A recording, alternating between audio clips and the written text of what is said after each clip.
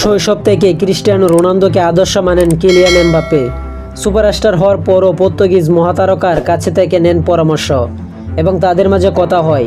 Real মাদ্রিদের 1 নম্বরও মানেন রোনালদোকে, তবে নিজের পথে হেঁটে সেরা হতে চান এমবাপ্পে।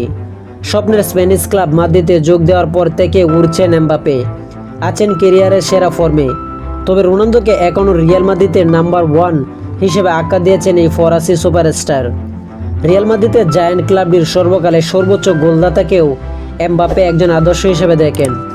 2009 থেকে 2018 সাল পর্যন্ত 9 মৌসুমে রিয়ালের জার্সিতে CR7 করেছেন 450 গোল, জিতেছেন 16টি শিরোপা, যার মধ্যে 4টি চ্যাম্পিয়নশিপ লিগ। গত মৌসুমে রিয়ালে যোগ দিয়ে এমবাপ্পে করেছিলেন 44 গোল। চলতি মৌসুমে এখন পর্যন্ত করেছেন 14 গোল।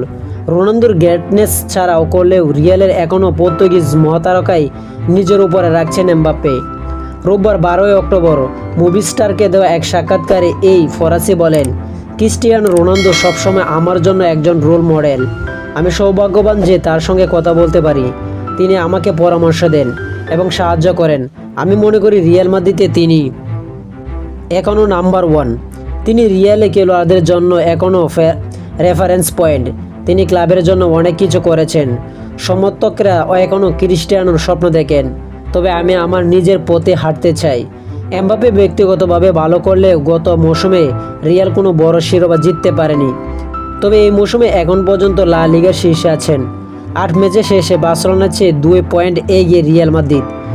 তো যারা স্পোর্ট নিউজ আপডেট পেতে চান সবাই টি স্পোর্ট গ্যালারি চ্যানেলটি সাবস্ক্রাইব করবেন এবং টি স্পোর্ট গ্যালারি চ্যানেলটির পাশে থাকবেন।